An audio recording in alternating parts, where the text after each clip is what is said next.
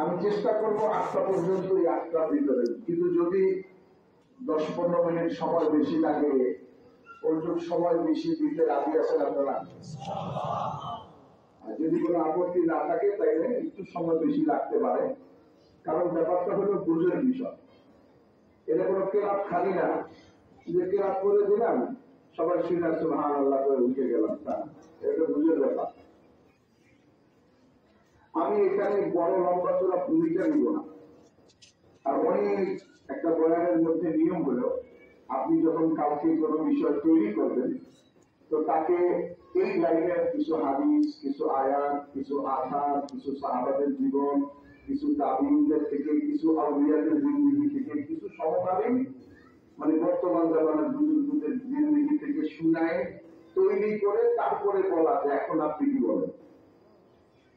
কিন্তু যেহেতু 2টা বিষয় এখানে মনে রাখতে হবে, আমি 2টা বিষয় আলোচনা করব। একটা হলো দাওয়াত ও তাবলীগের মেহনতটা তো আমাদের কাছে সুপরিচিত, আমরা এই মেহনতটাকে চিনি, কি বলেন? সবাই চিনি না? এবং এই মেহনতের মধ্যে কোনো দুনিয়ার উদ্দেশ্য নেই। এখানে সবাই দুনিয়া বিসর্জন দেয়, কেউ দুনিয়া কামাই করতে চায় না। যদি কেউ কামাই করে সেটা তার ব্যাপার, তার আখেরাত সে নষ্ট করে। তাহলে এই মেহনতটা আমরা চিনি, যেটা দিনের মেহনত, দুনিয়া বিসর্জনের মেহনত, দুনিয়া বিমুখতার মেহনত, আর আখেরাত মুখী হওয়ার মেহনত, আল্লাহকে রাজি করার মেহনত। নবীর দিন কিয়ামত পর্যন্ত মানুষের কাছে শুধু পৌঁছানো নয়, আমরা খালি পৌঁছানো বলি, পৌঁছাই দিলেই হবে না, কিয়ামত পর্যন্ত মানুষের জীবনে ফিট করে দেওয়া। দাওয়াত তাবলীগ শুধু পৌঁছে দেওয়া না, চুঙ্গা দিয়ে বলে দিলাম নামাজ পড়ে নিয়ে তাহলে শুনলো সবাই, এটাও ভালো, নেকি পাইছে, এটাকে আমি অস্বীকার করি না। কিন্তু তাবলীগের উদ্দেশ্য এটা না যে আপনি মাইকে বলে দিলেন শুধু তা না, তাহলে চা খাওয়াই হলে খাওয়ান, পায়ে ধরতে হলে পায়ে ধরেন, চুমা দিতে হলে চুমা দেন, গলায় ধরতে হলে গলায় ধরেন, তাকে নামাজের উপরে উঠা, এটা হলো তাবলীগের মেহনত। হযরত মাওলানা ইলিয়াস রাহমাতুল্লাহ আলাইহি একবার এক লোকের এই যে থুতনি আছে না, আপনারা কি করেন এই জায়গাটা, আচ্ছা চাই যাই হোক আমরা থুতনি বলি আর কি। তো কেউ কাউকে বেশি মহব্বত করলে, আদর করলে থুতনিতে ধরে কথা কর, এখানে ধরে কেমন আসো। তো একজন লোকরে এই থুতনিতে হাত দিয়া মনে ইলিয়াস সামনে বলছে, আসো ভাই নামাজটা পড়ে নাও। তো লোক রাগ করছে, গোসা করছে, তো রাগ করে বলছে, এই মিয়া মুখে হাত দিয়ে কথা বলবেন না, কথা বলে আপনি করেন, মুখে হাত দিবেন না। তো বলে ইলিয়াস রহমাতুল্লাহ এটা পায়ে বলছে, বলছে আচ্ছা ঠিক আছে, মুখে হাত দিলাম না, পায়ে হাত দিলাম, আসো নামাজটা পড়ে নাও। এটা হলো বলে ইলিয়াস রহমাতুল্লাহ আলাইহি তাবলীগ। মৌলানা ইলিয়াস রহমাতুল্লাহ আলাইহি তাবলীগ ছিল পায়ে হাতে ধরা তাবলীগ। আর এখন আজকের মতবিরোধ কেন, এটা আমি আপনাদের সামনে তুলে ধরবো। আমি বলি যে আপনি কি জানেন, আপনি কেমনে জানেন? দেখেন এটা আমার কোনো বিষয় না। আমি আমাদের দেশের আকাবিরিন যারা বড় তাদের সাথে আমার সম্পর্ক আছে, তাদের সাথে চলছি, তাদের থেকে যা শুনছি। আর হিন্দুস্তানের মুরব্বীদের সাথেও আমি সফর করছি এবং ওনাদের সাথে লম্বা সফরও করছি। একবার হিন্দুস্তানের নিজামুদ্দিনের মুরব্বীদের সাথে 7 দেশ সফর করছি, মরিশাস, মাদাগাস্কার, রিউনিয়ন, ফ্রান্স, এই দেশগুলি সফর করছি। আবার মনোহর পালনপুরি রহমতুল্লাহ আমাদের খেদমতেও ছিলাম। তো ওনাদেরকেও কাছ থেকে দেখছি, আমাদের এই দেশের মুরব্বীদেরকেও দেখছি, এবং এই ঘটনার আত্মপালিত শুরু থেকে শেষ পর্যন্ত অনেক বিষয়গুলি আমরা অনেক কাছ থেকে দেখছি, শুনছি। আমি আল্লাহকে হাজির নাজির জেনে ওই বিষয়গুলি আপনাদের সামনে তুলে ধরবো।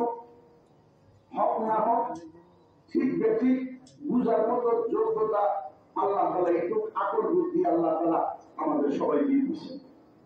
কারণ আমরা কোনো আফ্রিকার জঙ্গলের মানুষ না। এই টেকনাফ আর এই কক্সবাজার ওলামাদের দেশ, এটা আহমদ শফির দেশ, এটা জুনায়েদ বাবনগরের দেশ, এটা হাজি হযরত মাওলানা মুফতি আহমদুল হকের দেশ, এটা পটিয়ার মাওলানা হাজি ইউনুস সাহেবের দেশ, হারুন ইসলামাবাদের দেশ। এখানে কোন পাগল বাস করে না যে তাদেরকে হক না হক ক্যাবিনেট দিয়ে তুলে দিতে হবে। বাস্তব জিনিস তুলে ধরলে খোদা এই দেশের মানুষের মধ্যে ওই সকল আকাবিরদের বরকতে এমন যোগ্যতা দিছে, হক না হক এরা নিজেরাই বুঝতে পারবে ইনশাআল্লাহ। আমি আপনাদেরকে একদম শুরু থেকে কিছু কথা, যেটা আমি বড়দের থেকে শুনছি, সবসময় বলি, আমি সেটা বলবো, শুনে।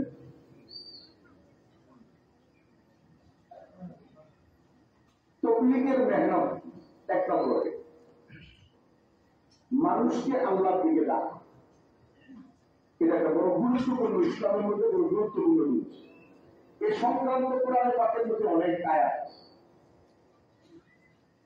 এমনকি উম্মত আল্লাহর দিকে মানুষকে ডাকতে গিয়ে অনেক ক্ষেত্রে নবী আর উম্মতের জন্য আমরা একরকম শব্দ ব্যবহার করছি, যদিও নবী আর উম্মত কখনো এক নয়। যেমন আল্লাহ বলছেন, লিয়াকুনা রাসূলু শাহীদান আলাইকুম ওয়া তাকুনু শুহাদা আলান নাস। নবী তোমাদের কাছে, লিয়াকুনা রাসূলু শাহীদান আলাইকুম, নবী তোমার কাছে দাওয়াত নিয়ে পৌঁছবে, এক অর্থ, ওয়া তাকুনু শুহাদা আলান নাস, আর তোমরা দাওয়াত নিয়ে উম্মতের কাছে যাবা।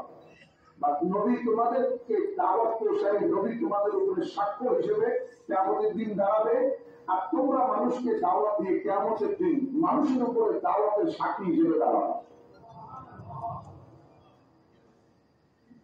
দাওয়াতের ব্যাপারে আল্লাহ পাক কোরআনে পাকে বহু জিম্মাদারি দিয়েছে। মৌলিক জিম্মাদারি নবীদের, এরপরে আল আকরাম ওয়াল আকরাম, এরপরে হলো উলামাদের, এরপরে ব্যাপকভাবে সমস্ত মুসলমানের দায়িত্ব। আমাদের জামাত একবার কোন এক এলাকাতে গাছ দিয়ে চিল্লে গেছে, তো ওই এলাকার একজন টিউনো সাহেব, তার কাছে গাছতে গেছে জামাত।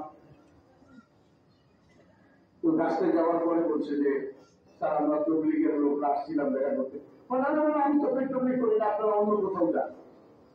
তো আমাদের পুরান ঢাকাতে একজন মুরব্বী ছিলেন হাজী সিরাজুল হক সাহেব রহমাতুল্লাহ আলাইহি, ওনার ছেলেও এটা আমাদের সফরে আসছে।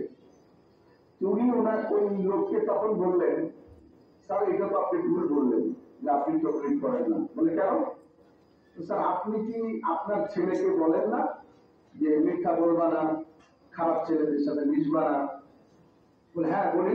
তো স্যার এটাই তো তবলিগ, আপনি আর কি বুঝছেন? আপনি তবলিগ বলা, আপনি তবলিগ করেন। আমাদের মস্তিষ্কে একটা জিনিস ঢুকছে, তবলিগ মানে 3 চিল্লা 4 মাস 3 দিন গান, এটার বাইরে কোনো তবলিগ নাই। এটাও কাগজে যদি নোট করতে পারেন একটু নোট করে রাখেন। আমি এখানে ইঙ্গিত দিয়ে বলবো, এইভাবে গরু মারা গেছে, এই কথাটা বুঝবেন। যে সমস্ত কারণে বিভক্তি ঘটছে, মানে জুদা হয়েছে, মত পার্থক্য দেখা দিয়েছে, তার মধ্যে এটা একটা কারণ। আমার কথা বুঝতেছেন তো আপনারা? তো ওই সমস্ত কারণের মধ্যে একটা কারণ হলো আমরা তবলিগ মনে করছি এই 4 মাসকে চিল্লাতে। না, চিল্লা 4 মাস তবলিগ শিখার জন্য, কিন্তু চিল্লা 4 মাসই তবলিগ না। তবলিগ তো সারা জীবন, তবলিগ যেখানে থাকবে সেখানে। চিল্লা 4 মাস শিখার জন্য, মেজাজ বাড়াইবার জন্য, হিকমত শিখার জন্য। তো মেরে মুহতারাম আজিজ দোস্ত, তো তবলিগের অনেক আয়াত, অনেক হাদিস, হুজুরের জীবনের যত কষ্ট, রাসূলুল্লাহ সাল্লাল্লাহু আলাইহি ওয়াসাল্লামের যত কষ্ট, সব তবলিগ কেন্দ্রিক, ইবাদত কেন্দ্রিক কষ্ট কম। কারণ আরবরা হুজুরের নামাজের অত বেশি কি করতো না, মুশরিকরা নামাজের বিরোধিতা করতো না, নামাজ পড়ে পড়তো। আচ্ছা, হুজুর যখন কোরআন শরীফ পড়তে, মুশরিকরা বিরোধিতা করতো? বিরোধিতা তো করতো না, উল্টা আরো শুনতে চাইতো, গোপনে শুনতে আসতো, মজা লাগতো। কাফেররা একটা জিনিসই বাধা দিত, সেটা কি? তবলিগ করো না, আরেকজনের কাছে আল্লাহ এক, এইটা করো না। রসুলকে যত কষ্ট দিছে সব এই তবলিগের লাইন। কত কষ্ট দিছে আমরা শুনছি, পূর্বেকার জামানাতে নবীদেরকে করা দিয়ে ফিরা আসে। আল্লাহ দাওয়াতের কাজে কোরবানি নিষেধ,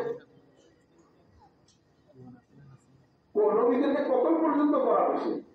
একই দিনে একাধিক নবীকে কতল করছে একদিনে বনী ইসরাইলের মধ্যে। বিভক্তির একটা কারণ নোট করতে বলছিলাম না, এখানে তো মনে রাখেন, এটা একটা কারণ। হযরত মাওলানা সাদ সাহেব হাফিজাহুল্লাহ, আল্লাহ তাকে আবার ফিরে আনেন, আল্লাহ তাকে হকের উপরে আনেন। উনি বলেন, ওই যে জাকারিয়া আলাইহিস সালাম যে গাছের কাছে বলছে না যে আমার একটু জায়গা দাও, কেন গাছের কাছে সাহায্য চাইলো কেন? এই জন্য আল্লাহ তাআলা দ্বিখণ্ডিত করছে। এটাকে নবীকে দোষারোপ করা হলো না? নবীকে দোষারোপ করা যাবে না। নবীকে দোষারোপ করা, ইসলামকে দোষারোপ করা, ইসলামকে সন্দেহ করা। আপনি দরজা জানলা যা আছে সব ভাঙে চুরে, এই দরজা বন্ধ করে এখান থেকে দরজা খুলেন, এই জানলা বন্ধ করে এখান থেকে জানলা খুলেন। এটি মসজিদের 1 2 3 4টা পিলার আছে, এটা যদি ভাঙে তো মসজিদ শেষ। তাহলে এই 4টা খুঁটি হলো ছাদের স্তম্ভ, পিলার। তো গোটা ইসলাম আর তাওহীদ আর ওয়াহদানিয়তের পিলার হলো আম্বিয়া ইসলাম। তো নবীদেরকে যদি আপনি দোষারোপ করেন আর নবীদেরকে যদি আপনি হকের থেকে বিচ্যুত করে দেন, তো তাহলে কি হবে? গোটা ইসলামটাই সন্দেহযুক্ত হয়ে যাবে। এই জন্য এইটা করা যায় না, এটা কোনো যুগেই কেউ করেনি। তো হযরত উনি এই কথাটা বলছেন, এটাও অনেক কারণ সময়ের মধ্যে একটা। যাই হোক, আমি যেটা বলছিলাম, তো হযরত মাওলানা সাহেব রাহমাতুল্লাহি আলাইহি মানুষের দিনের উপরে ওনার অনেক দিনের ব্যথা ছিল। কি করতে পারি, এটা আল্লাহ দিয়েছিল ওনারে। সবার সমান হয় না, বাপের সব ছেলে সমান হয় না, মহল্লার সব মানুষ সমান হয় না, একটা দেশের সব মানুষ সমান হয় না। ঠিক তেমনি ভাবে আল্লাহ তাআলা উম্মতের মধ্যে কাউকে কাউকে দেন। মাওলানা ইলিয়াস সাহেবের দিনের যদি দরদ দিছেন, তো উনি অনেক চিন্তা ভাবনা করে প্রথমে মাদ্রাসায় পড়াইছে। এরপরে উনি একটু গরম রাখবেন। আমরা নিয়ত করলে সহজ, সমস্ত কষ্ট আর আরাম, আমি মাঝখানে জুমলা মোতাবিকা, সমস্ত কষ্ট আর আরাম এটা মানুষের নিয়তের উপরে। নিয়ত যদি বেশি কষ্টের করে, তাইলে কষ্টের পরিমাণ একটু কম হলে আমরা শুকর আদায় করে। আর নিয়ত যদি আরামের করে, তাহলে অল্প কষ্ট থেকে পেরেশান হয়ে যায়। একজনের নিয়ত করছে যে এখানে এখন রাত্রিবেলা গাড়ি নাই, আমার তো টেকনাও চাইতে হবে, ওরা হাইটা যাবে। তো হাইটা রওনা হচ্ছে, এইখান থেকে হাইটা এই সামলাপুর মেইন রোডের উপরে গেছে, ওইখানে যায় একটা সিএনজি পাইছে। সারা রাস্তা আল্লাহ শুকর আদায় করে, আল্লাহ তুমি মেহেরবানি করছো, আমি হাইটা যাইতাম, তুমি আমাদের গাড়ি মিলাই দিচ্ছ। শুকর আদায় করছে কেন? সে নিয়ত করছিল কষ্টে হাইটা যাওয়া। আর একজন নিয়ত করছে যে ঘরের সামনের থেকে আমি রিক্সায় উঠবো, একদম উপরে যাবো, আর ওইখান থেকে সিএনজি নিয়ে যাবো। এর থেকে হাঁটতে হাঁটতে হাঁটতে হাঁটতে ওই বাজার হইয়া সামরাপুর মেন রোডে গিয়ে উঠে, তারপরে সিএনজি পাইছে। সিএনজিতে উঠটা গাইলেটে গেলেটে দেখছি। সারা রাত্রি কি হয়েছে, একটা গাড়ি নাই, শরীর ঘামাই গেছে, অস্থির হয়ে গেছি। দুইজনে এক জায়গা থেকেই গেছে, একজনের কষ্ট বেশি, একজনের কষ্ট কম। কেন? নিয়তের পার্থক্য। একজনের নিয়ত করছে কষ্ট করার, আরাম পাইছে, আর একজনে আরামের নিয়ত করছে, কষ্ট পাইছে।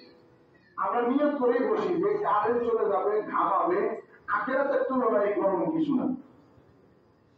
যদি এই গরমের বদলায় যদি আল্লাহ আমাদেরকে একটা সহি বুঝ দেন, সহি লাইন, আজ থেকে প্রায় 100 বছর, 2-3 বছর কম, তবলিগের মেহনত চালু করছেন। কিভাবে করছেন এর লম্বা চড়া কাহিনী। হজে গেছেন, সেখানে ওনার দিলের ভিতরে আল্লাহ তাআলা দিচ্ছেন ইলহাম হইছে। উনি তারপরে ওলামাদেরকে জিজ্ঞাসা করছে, ওনার যখন ইলহাম হইছে, উনি নিজে আলেম ছিলেন। তারপরে ওলামা একবার জানেন যদি ইলহাম শরীয়তের মুআফিক হয় তাহলে করতে অসুবিধা নেই। সাধারণ উম্মতের ইলহাম যদি শরীয়তের মুআফিক হয়, কিন্তু মুখালিফ হলে করা যাবে না।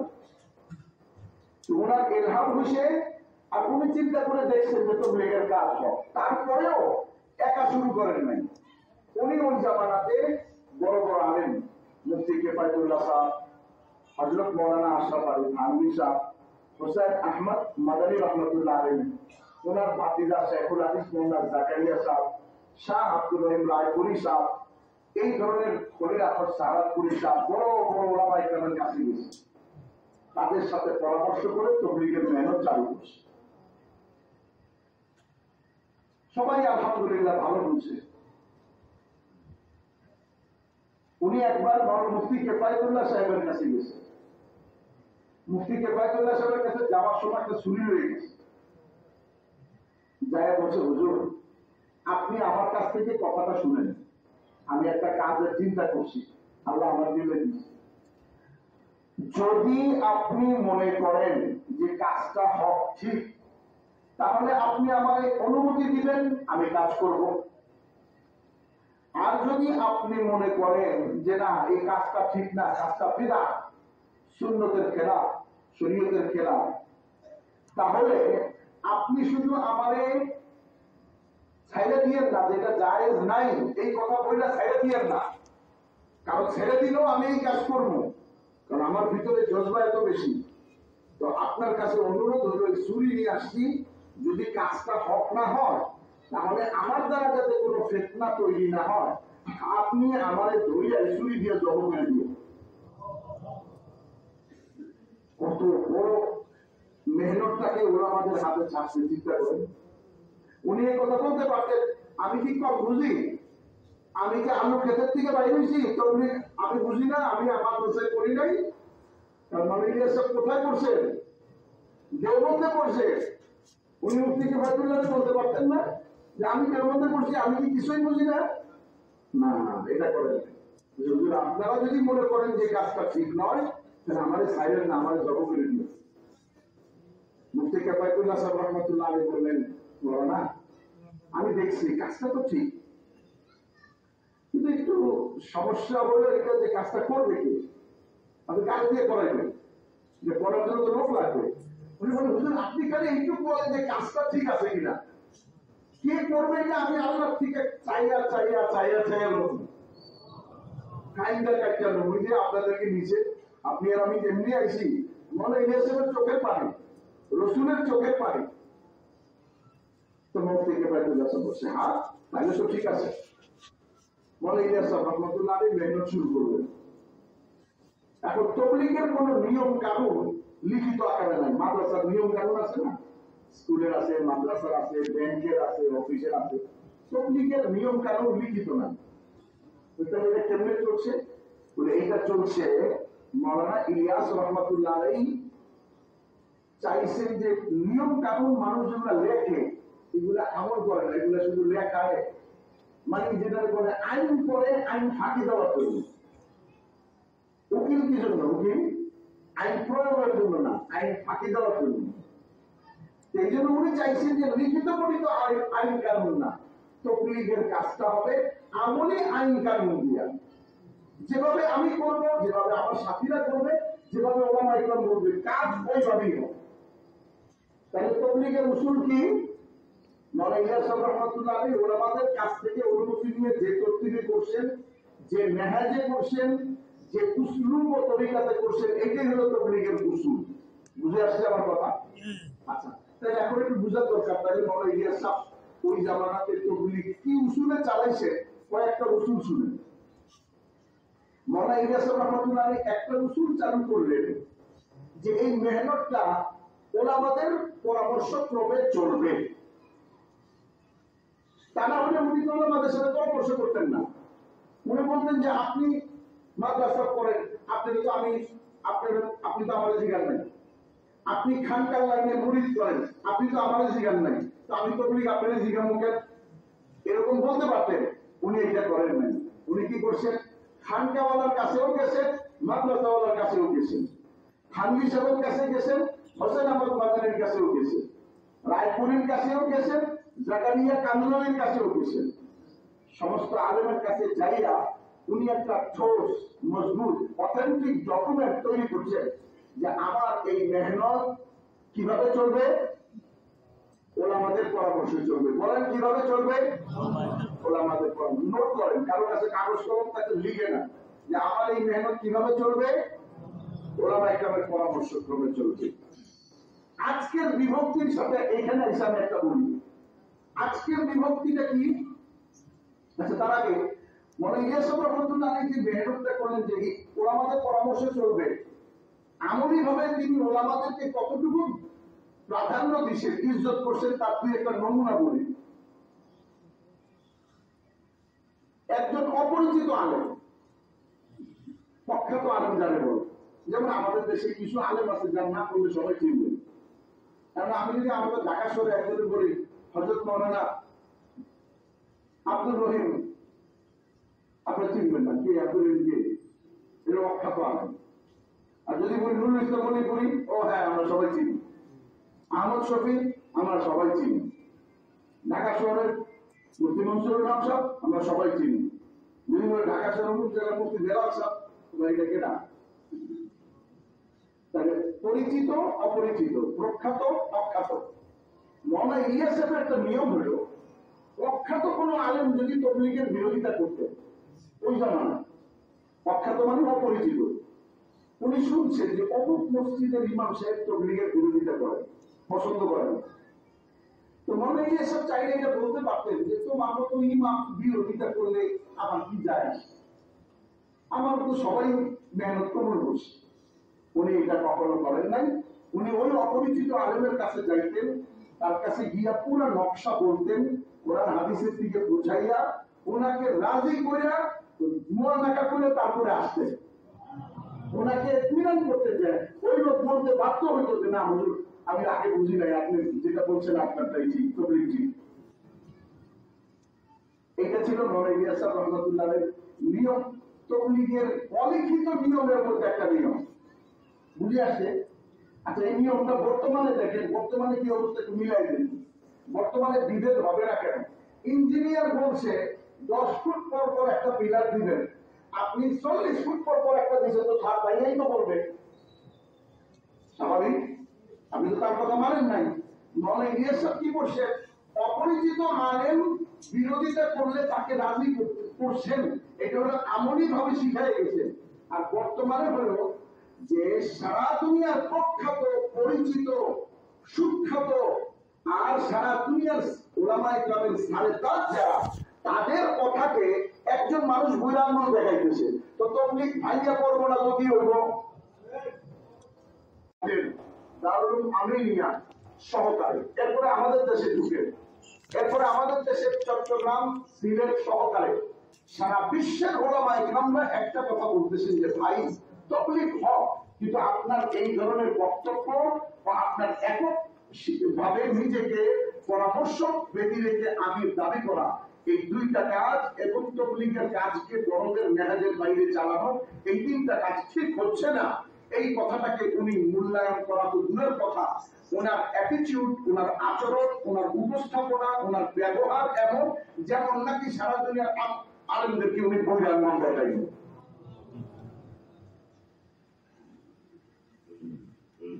তা না হলে এই আপনাদের এই সামলাপুরেই আলেম নামধারী একটা বাচ্চা, একটা ছেলে আইসা এই কথা বললো যে যখন আজান হয় তখন কুকুর ঘেউ ঘেউ করে, বলছে না এই কথা? আচ্ছা, তো বললো যে আজান বাদ দিয়ে যদি কুকুর ঘেউ ঘেউ করে তাহলে থামাইতে যাক বারবার, তাহলে আজানও হবে না, কুকুরের ঘেউ ঘেউ বন্ধ হবে না। আমি তো মনে করি ওই লোকটার ইমান সন্দেহ যে আলেমদেরকে কুকুরের সাথে তুলনা করছে। এরপরে আপনারা যদি ইমানদার হন, আপনারা যদি আহমদ শফির সন্তান হন, আপনারা যদি জুনায়েদ বাদনগরের রক্ত এই শরীরে আপনাদের ধমনীতে থাকে, আর আপনারা যদি হাটাজারি আর এরকম ভাবে পটিয়া সহকারে সকল বিদ্যাপীঠের উত্তরসূরি হয়ে থাকেন, এই ধরনের বেয়াদব বদতমিজদেরকে এই শহরে ঢুকা বন্ধ করেন, যারা ওলামাদেরকে এই ধরনের শব্দ ব্যবহার করে। উনি কেন করছে? উনি একই কাম তো সাতসামও করছে, এই জন্যই তো করছে। ওস্তাদ যে কাম করছে ছাত্র ওই কামই করছে। তার কারণ হযরত মাওলানা ইব্রাহিম দেওলা, যিনি এখন আরবি সুরার একজন, উনি মাওলানা সাদ সাহেবের কি উস্তাদ। মৌলানা ইয়াকুব সাহেব রহমাতুল্লাহ আলাইহি কিছুদিন আগে মারা গেছে, কয়েক বছর হয়। উনি মৌলানা সাদ সাহেবের উস্তাদ, ওনার আব্বারও উস্তাদ। অথচ মৌলানা সাদ সাহেব বয়ানের মধ্যে নিজের উস্তাদকে ইঙ্গিতান আহমদ বলছে, আহমদ। আপনারা কওমি দেশের লোক, আমি যদি এই কথা উত্তরবঙ্গে বলতাম তাহলে লম্বা সময় লাগতো, আপনাদের সময় লাগবে না। এই জন্য যে কওমি মাদ্রাসায় আমরা এই কথা বিশ্বাস করি যে আমাদের এলেম এবারত বাইনা সতর হাসিয়া আর সরাসরি দ্বারা আসে না। আমাদের এলেম আসার মৌলিক মাধ্যম হল উস্তাদের ইহতেরাম। আমরা ওই এলেমের উত্তরাধিকারী, যে এলেমের মধ্যে যে এলেম আমাদের কাছে রেখে গেছেন যারা, তাদের মধ্যে আমাদের পূর্বসূরীদের একজন হল ইমাম আবু হানিফা। ইমাম আবু হানিফা রহমাতুল্লাহ আলাইহি বলেন, আমি কেবলার দিকে যেমন পা দিয়ে বসি নাই, ঠিক তেমনি ভাবে আমার বাড়ি থেকে 6 মাইল দূরবর্তী আমার ওস্তাদ হাম্মাদের বাড়ি ছিল, আমি আমার ওস্তাদ হাম্মাদের বাড়ির দিকে কোনোদিন পাও দিয়ে বসিনি। অথচ মাদ্রাসা থেকে কয় মাইল দূরে? 6 মাইল দূরে ওনার বাড়ি, 6 মাইল দূরে বাড়ি, ওই দিকে কোনোদিন পা দিয়ে বসে নাই। আমরা সেই আবু হানিফার উত্তরসূরি, আমরা ওই সমস্ত ওস্তাদদের উত্তরসূরি যারা শেষ রাতে ওস্তাদকে অজুর গরম পানি দেওয়ার জন্য সারা রাত 1 লোটা পানি কাতামুড়ি দিয়ে বুকে জড়ায় রাখছে। আর শেষ রাত্রে যখন ওস্তাদ শেখুল মাওলানা মাহমুদ হাসান সাহেব রহমাতুল্লাহ আলাইহি বলছেন পানি নিয়ে আসো, তো উনি যখন পানি নিয়ে গেছেন, ওস্তাদ ওযু করে বলছেন, তুমি এই শেষ রাতে গরম পানি কই পাইলা? গরম পানি হলো ঠান্ডা না, স্বাভাবিক পানি, নরমাল পানি, এই পানি কই পাইলা? তো যখন বেশি পিড়াপিড়ি করছে তখন বলছে, হুজুর আপনি তো শেষ রাতে ওযু করেন, আপনার পানি দিতে গেলে ঠান্ডা পানি ওযুতে কষ্ট হয়, এই জন্য আমি সারা রাত 1 লোটা পানি লেপ মুড়ি দিয়ে আমার বুকের মধ্যে নিয়ে উপর হয়েছিলাম যাতে শেষ রাতে আপনাকে ওযুর জন্য দিতে পারি। আমরা ওই সকল উস্তাদের ছাত্র, আমরা ওই সকল উস্তাদের আমরা ওই ছাত্র নই যারা উস্তাদদেরকে আহমদ বলে, কিংবা ওই ধরনের বক্তব্য ব্যাধক নই যারা ওলামাদেরকে কুকুরের সাথে তুলনা করে। তাহলে একটা উসুল বুঝে আসলো পার্থক্য। এই রোগে গরু মারা গেছে, এইটা আমি বলবো বারবার, তাহলে আপনারা বুঝে নেবেন এই রোগে গরু মারা গেছে। এই রোগে গরু মারা যাওয়ার অর্থটাও আগে ঘটনা বুঝে দিই, তাহলে আপনাদের আরো সুবিধা হবে। আপনাদের এই টেকনাফের অনেক লোক বিদেশে আছে, এখন একজন বিদেশে থাকে আর এক বন্ধু বাংলাদেশে থাকে, টেকনাফে থাকে। আপনারা সবাই ভালো মানুষ, ঘটনাবশত ওই যেই বাংলাদেশি দোস্তরা থাকে এটা একটু বাটপার কিছুদিন করে গেছে। এখন যেটা বিদেশে থাকে এর লগে চুক্তি করছে, দোস্ত তোর তো অনেক টাকা পয়সা, তো আমাদের কিছু টাকা দে, আমি একটা গরু কিনি, তো গরুটা পাইলা পয়সা বড় করবো, পরে বেচলে যা লাভ হইব অর্ধেক তোর অর্ধেক আমার, আর মূল টাকা তো তোরে দিবই। বিদেশের বন্ধু চিন্তা করছে টাকা পয়লা রয়েছে, কিছু টাকা দেব, তুমি দেখি তো টাকা দিছি। কিছুদিন পর পর বন্ধু চিঠি লেখে, মেসেজ পাঠায়, আলহামদুলিল্লাহ গরু মোটা হচ্ছে, গরুর রং সুন্দর হচ্ছে, এরপরে লেখছে গরু আলহামদুলিল্লাহ গর্ভবতী হচ্ছে, এই যে গরু কিছুদিন পরে বাচ্চা দিবে। হঠাৎ করে মেসেজ বন্ধ, আর কিছু লেখে না। এখন ওই বন্ধুর দিনে ডাক দিয়েছি, কিরে আর কিছু করা যায়, তো চিন্তা করছে যে উত্তরও দেয় না, তো তাড়াতাড়ি করে দেশে আসতে আইসে দেখা করতে গেছে। কিরে দোস্ত গরুর কি খবর? তো কাইটা দিচ্ছে, দোস্ত খোঁজটা বড় দুঃখের কথা, গরুটা মারা গেছে। বুঝছে যে এই তো বাপা এ আমার টাকাটা মনে মারে গেছে। তো কয়ে তো গরু মরছে, পরে কি করছো? কই যে বাড়ির পিছনে কবর দিয়ে তুলছে। ওই লোকে করছে কি, পাশের বাড়িতে এক জায়গায় ঘোড়া মরছিল, ওই ঘোড়াটা নিয়ে ওই জায়গায় কবর দিয়ে তুলছে। এখন কয় যে কবর খোর বাইক কর, আমি হাড্ডি গুটি হলেও দেখতে চাই আমার গরুটা কেমন আসলো। তো আপনি কবর খুঁড়ছে, কবর খুঁড়ে বাইক করছে, বাইক করে হাড্ডি উঠি বাইক করছে, মোটামুটি সব দেখছে। বন্ধু মোটামুটি নিশ্চিত হয়েছে, তাহলে মনে হাসাই। হঠাৎ করে দেখে সোয়ালের যে দাঁত, তো ঘোড়ার দাঁত তো কোথায়? উপরে, আর গরুর দাঁত কোথায়? নিচে। তো দেখে দাঁত তো উপরে। তো ভাই দোস্ত কি এটা দাঁত উপরে দেয়? দোস্ত তোমার কি তুই তো শুনলাই না, এই রোগেই গরুটা মারা গেছে। রোগটাই এইটাই যে দাঁত যে উপরে এই রোগে গরু মারা গেছে। তো আমি যদি এই কথা বলি যে এই রোগে গরু মারা গেছে, তাহলে বুঝবেন এই কারণেই বিভক্তি হয়েছে। তাহলে 1 নম্বর উসুল ছিল মৌলানা ইলিয়াস সাহেবের যে ওলামাদের সন্তুষ্ট করা, তাদের সান্নিধ্যে যাওয়া, তাদের সহবত নেওয়া, তাদের অনুমতি নেওয়া, তাদের এহতেরাম করা, ইজ্জত করা, তারপর তবলিগকে চালানো।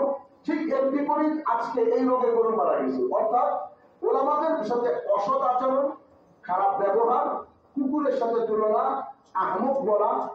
আমি আপনাদেরকে খুলে বলি, দেখেন আমি আব্দুলের মতো আইনু গাইলু রাখলাম যেখান থেকে আইসা বলিনি। আমি মৌলানা সাদ সাহেবকে চিনি এবং আল্লাহ শকর যে আমি এটা মনে করি তিনিও আমার চিনি। আমি 1988-89 দিকে খেদমতে থাকি, আমি জিজ্ঞেস করতে পর্যন্ত করছি হযরতের সাথে, তখন আসতেন আমরা আপনি হযরতের কি হন, আর ভবিষ্যতে আপনি নাকি সুরা হবেন বা কিছু হবেন, মামা ইলিয়াস সাহেব আপনি কি হন, এরকমও জিজ্ঞেস করতাম, অনেক আগের কথা।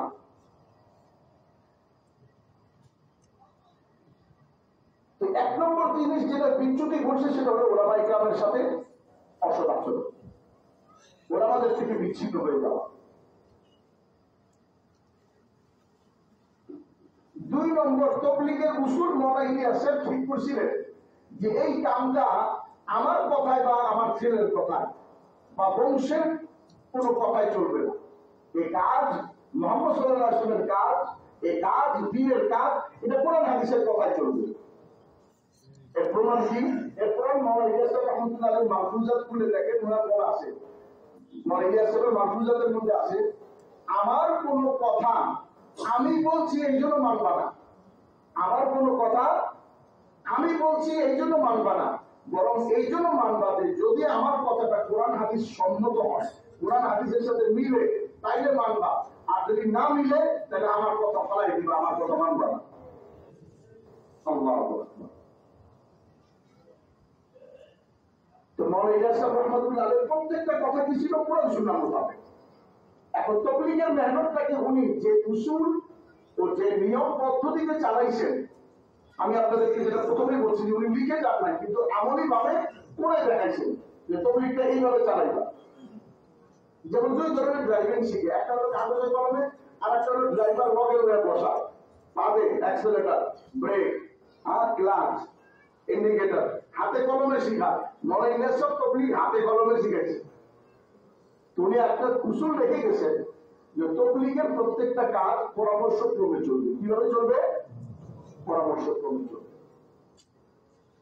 খুদ মৌলানা ইলিয়াস সাহেব রাহমাতুল্লাহ আলাইহি তিনি তবলিগের কাজ শুরু করা সত্ত্বেও প্রত্যেকটা কাজে মশওয়ারা করতেন। কিরকম? যে তখন নিজামুদ্দিন দিল্লির বাইরে ছিল, এখন তো বড় শহর হয়ে গেছে, তখন দিল্লির আউটসাইডে ছিল। মেইন দিল্লিতে যাইতে নিজামুদ্দিন থেকে 3 কিলোমিটার পর, 4 কিলোমিটার পর যাইতে হতো। উনি টাঙ্গা অর্থাৎ ঘোড়ার গাড়িতে নিজামুদ্দিন থেকে হযরত মাওলানা মুফতি কিফায়েতুল্লাহ সাহেব, এখনো বর্তমানে ওনার কবরস্থান যেটা শাহওয়ালিউল্লাহ মুহাদ্দিস দেহলভী, এটাকে মেহদিয়াত বলে, দিল্লিতে যারা গেছেন আইপিওর কাছে, উনি ওইদিকে যাইতেন। যাবে ওখানে পুরোনো দিল্লিতে অনেক মাদ্রাসা আছে, তো মুফতি কিফায়েতুল্লাহ সাহেবের কাছে যাইতেন টাঙ্গা ভাড়া করে, যারা পরামর্শ করতেন, হুজুর আমি এইটা এরকম করতে চাই, আপনি কি বলেন? উনি কথা বলেন নাই যে মুফতি কিফায়েতুল্লাহ সাহেব আপনি তো চিল্লা লাগান নাই, আপনার কি করবো? এখন আমাদের এই রোগে গরু মারা গেছে, এটা নেই গেল, আমাদের এই রোগে গরু মারা গেছে। যত বড় আলেমই হোক তার কাছে আমরা জিজ্ঞেস করি না কেন হুজুর কি লাগায় নাই, চিল্লা লাগায় নাই, এই রোগে গরু মারা গেছে, এর মধ্যে এটা একটা কারণ। তো মুফতি মৌলানা ইলিয়াস সাহেব রাহমাতুল্লাহ আলাইহি মুফতি কিফায়েতুল্লাহ সাহেবের কাছে যাইতেন, যাইয়া মাসলা জিজ্ঞাসা করতেন, প্রত্যেকটা কাজে পরামর্শ করতেন। 3 নম্বর হযরতজি, যাকে আপনারা অনেকেই দেখছেন, মৌলানা এনামুল হাসান রাহমাতুল্লাহ আলাইহি, উনি যখন পড়াশোনা করেন তখন থেকেই উনি অনেক জটিল, ব্রেইন মেধাবী। তো ওনার সম্পর্কে, উনিও একই খানদানের লোক, এরা বাইরে না, এরা সব এক খানদানেরই লোক। তো উনি ওনার ইচ্ছা ছিল যে উনি মাদ্রাসায় হাদিস পড়াবে, খেদমত করবে। আর মওলানা ইলিয়াস সাহেবের ইচ্ছা ছিল যে এনামুল হাসান আমার সাথে থাকিয়ে তবলিগ করবে, আমার জন্য একজন ভালো আলেম দরকার। তো মওলানা ইলিয়াস সাহেব রহমাতুল্লাহ আলাইহি তখন চিন্তা করলেন যে ওর ইচ্ছা একরকম, আমার আর একরকম, তাহলে তো পরামর্শ দরকার, তৃতীয় একজনের সাথে পরামর্শ করা দরকার। তখন তিনি একটা চিঠি লিখলেন, কার কাছে? আপন ভাতিজা মওলানা জাকারিয়া সাহেবের কাছে লিখে পাঠাইলেন, এনামুল হাসান চায় হাদিস পড়াবে, দর্শ তাদরিসে লাগবে, আর আমি চাই সে আমার সাথে তবলিগে থাকুক। তো তুমি জাকারিয়া সিদ্ধান্ত যেটা দিবা আমরা দুইজনে সেটা মাইনে নেব। সুবহানাল্লাহ। মওলানা এনামুল হাসান সাহেব চিঠি নিয়ে গেলেন কার কাছে? মওলানা জাকারিয়া সাহেবের কাছে। মওলানা জাকারিয়া সাহেব রহমাতুল্লাহ আলাইহি চিঠি পড়ে মওলানা এনামুল হাসান সাহেবকে চিন্তা ভাবনা করে বললেন, তুমি চাচার সাথেই থাকো, তুমি চাচার সাথেই থাকো। লাভ কি হলো? লাভ হলো পরবর্তীতে একদিকে তবলিগও করলেন, পরবর্তীতে উনি শাইখুল হাদিসও হইলেন, বুখারীও পড়াইলেন, দুইটাই পাইলেন, পরামর্শ মানার বরকতে দুইটাই পাইলেন।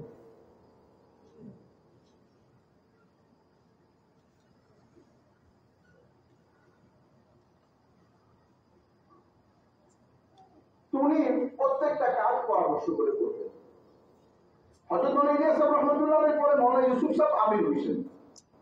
কিভাবে? মওলানা ইলিয়াস সাহেব রহমাতুল্লাহ আলাইহি উনি জীবদ্দশায় 6 জন লোকের নাম বলছেন।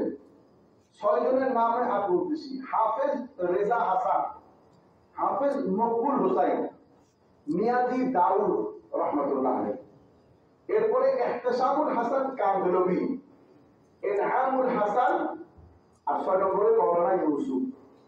এই 6 জনের নাম কাগজে লেখা 3 জনের কাছে দিয়েছেন।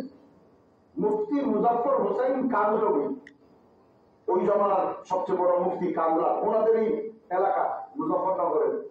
আর মওলানা জাকারিয়া সাহেব ভাতিজা শেখুল হাদিস সাহেব, আর শেখ রায়পুরি রহমাতুল্লাহ আলাইহি। এই 3 জনের কাছে 6 নাম দিয়ে বলছে, আপনারা যাকে পরামর্শ করে আমির বানাবেন সেই আমির, আমার কোনো নিজস্ব রায় নেই। ওনারা 3 বুজুর্গ চিন্তা ভাবনা করে দেখলেন যে এলমি যোগ্যতাও বেশি, আবার মওলানা ইলিয়াস সাহেবেরও ছেলে যোগ্যতাও আছে। তো ওনারা পরামর্শ করে বললেন যে ইউসুফই আমির হোক। আচ্ছা, সিদ্ধান্ত করলেন মওলানা জাকারিয়া সাহেব। মওলানা জাকারিয়া সাহেব মওলানা ইউসুফ সাহেবের কি হন জানেন? শ্বশুর। বাপের ভাতিজা, তার মানে ওনার কি চাচতো ভাই, আবার শ্বশুর, চাচতো ভাইয়ের মেয়েকে বিয়ে করছেন। ওদিকে আর একজন আছে যে মওলানা এনামুল হাসান সাহেব পরে হযরত জি হইছেন, উনিও মওলানা ইউসুফ সাহেবের ভাই, অর্থাৎ জাকারিয়া সাহেবের জামাই। তাহলে 2 জনই জামাই, কিন্তু উনি মওলানা ইউসুফ সাহেবকে আমির বানাইলেন। কত সনে? এটা 1944 সনে। হযরত মওলানা ইলিয়াস সাহেব রহমাতুল্লাহ আলাইহি 44 সালে ইন্তেকাল করলেন। ওনার ইন্তেকালের পরে আর কোনো ইখতিলাফ নাই, আমির কি হলো? মওলানা ইউসুফ সাহেব। মওলানা ইউসুফ সাহেব ওই আগের সেই বুনিয়াদ ঠিক রাখছে। মওলানা ইলিয়াস সাহেব যে তরতিবে তবলিগকে চালাইছে, মশওয়ারা করা, তারপরে কি বলছিলাম, ওলামাদের তাজিম, ওলামাদের ইজ্জত, ওলামাদের আদব, ওলামাদের খেদমত, ওলামাদের দরবারে যাওয়া, দারুল উলুম যাওয়া, সাহারাতপুরে যাওয়া। একটা ঘটনা শুনেন, একজন লোক আসছে নিজামুদ্দিন, আইসা একজন বুড়া লোকের লগে দেখা হচ্ছে যে ভাই মওলানা ইউসুফ সাহেবের লগে আমার একটু দেখা করাই দিবে। হ্যাঁ, আপনি কোথেকে আসছেন? আমি আজমির থেকে আসছি। বলে, আরে আল্লাহ, আজমির তো সে রাজস্থান, অনেক দূর, আসেন তোমারে বসেছি, ঠান্ডা পানি দিছি। ভাই আমি অনেক দূর থেকে আসছি, আমার একটু মওলানা ইউসুফ সাহেবের দেখা করাই দেন। বলে, হ্যাঁ বসেন, দেখা করাই দেবো। তো পাংখা লইয়া পাংখা করছে, এরপরে খানা আছে, রুটি আর তরকারি আনছে, ওই খানা খান। তো ওই লোক খানাও খাইছে, খাইয়া আবার বাতাস করতেছে। তো এইবার ওই লোক চেপে গেছে, লাভ হয়ে গেছে। ভাই আপনাকে বললাম আমি, আমার মওলানা ইউসুফ সাহেবের লগে দেখা করেন, আপনি পানি দেন, তরকারি দেন, রুটি দেন, বাতাস দেন, আরে তার লগে একটু দেখা করান।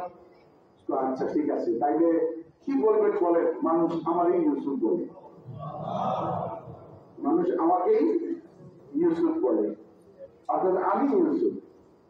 তখন ওই আজমিরের আলম বলছে, মুঝে समझ में आ गया तबलीग पूरी दुनिया में क्यों चल रही है। আমি বুঝতে পেরেছি তবলিগ কেন চলে। এই যে ইজ্জত, আমার মতো একজন অপরিচিত মানুষকে যে পরিমাণ ইজ্জত আপনি করছেন, তো আপনার তবলিগ চলবে না তো কি হবে। আর এখনকার অবস্থা জানেন, যারা কাছে গেছে তারা জানে, উষ্টা মারতেও দ্বিধাবোধ করে না, অহংকার এত বেশি, এই রোগে গরু মারা গেছে।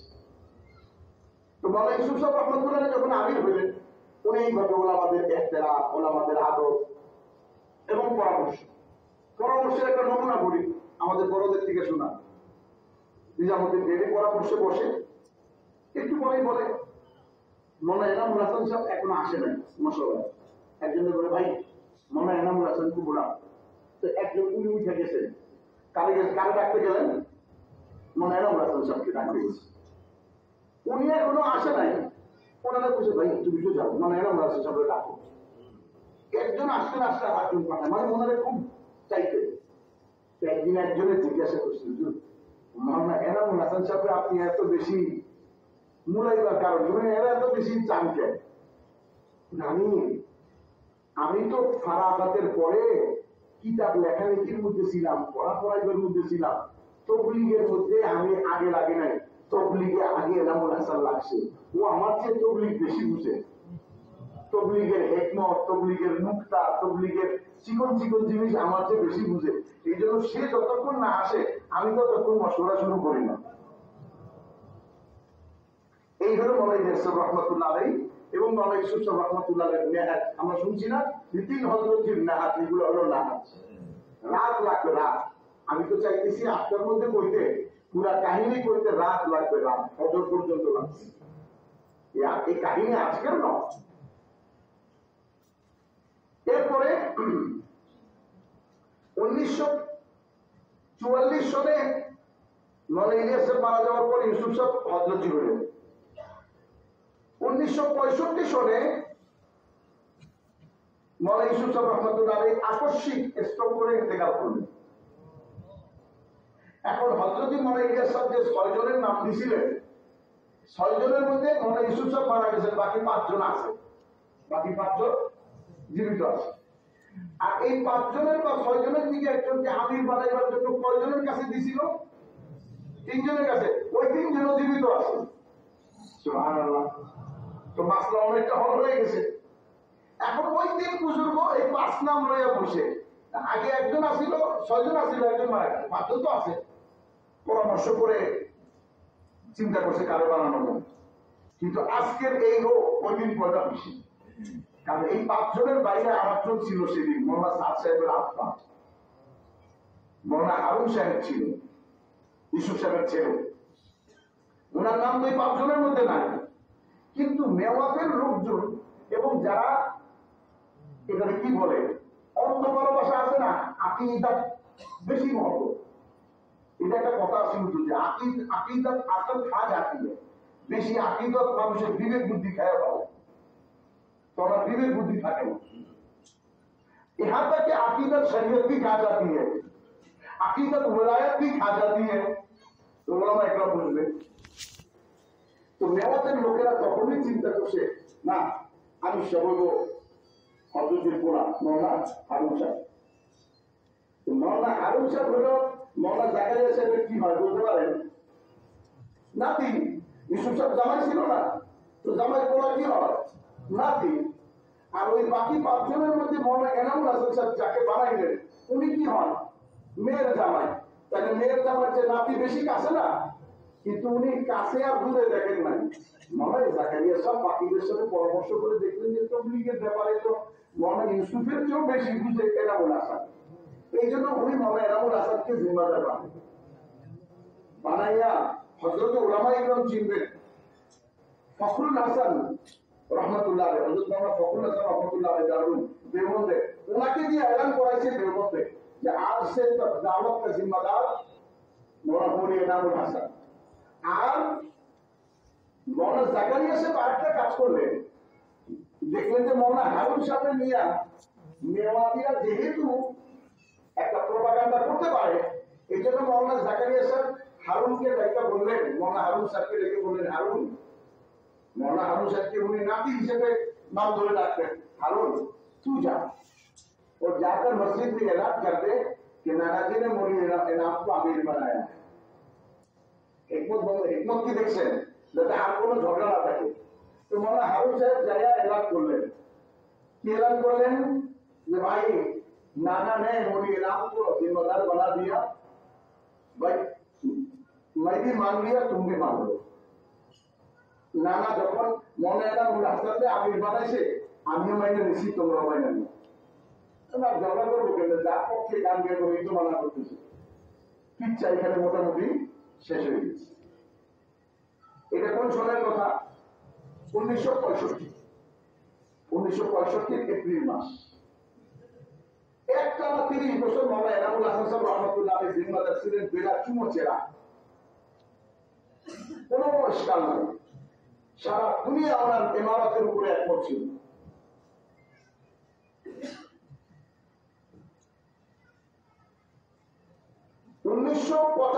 সালের জুন মাসের 10 তারিখ, মহরমের 10 তারিখ, ক্যালেন্ডার থেকে নিন,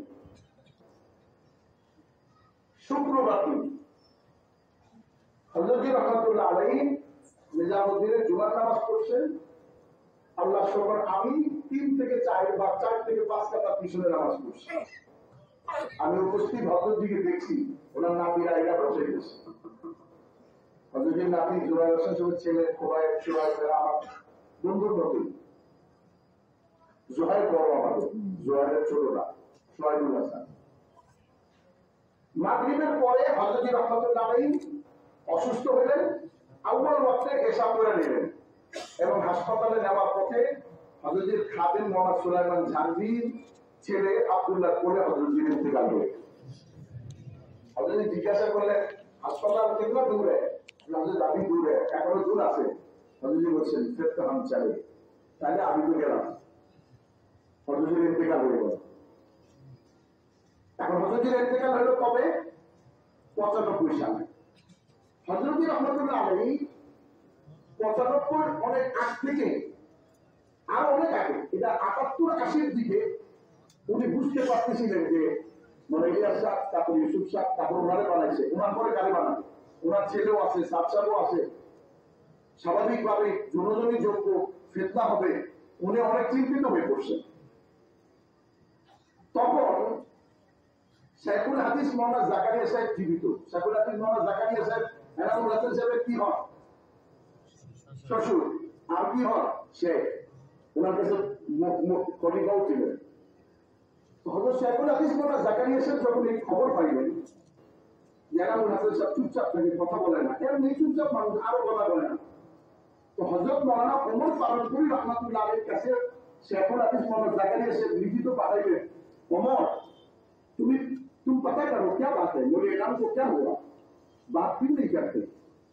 तो मौलाना ओमर पालनपुरी साहेब जिज्ञासा করলেন যে শেখ জানতে চাইছেন আপনি কেন চুপ থাকেন, কি নিয়ে চিন্তা করেন? तो मौलाना एनामुल हसन साहब स्पष्ट বলেছেন, मैं अपने बात जिम्मेदारी को लेकर सोचता हूं, আমার পরের জিম্মাদারি নিয়ে আমার খুব চিন্তা। হযরত শেখ জানতে পেরে ওনাকে বলছেন এক কাম করো, আদি से तुम एक जमात बनाओ।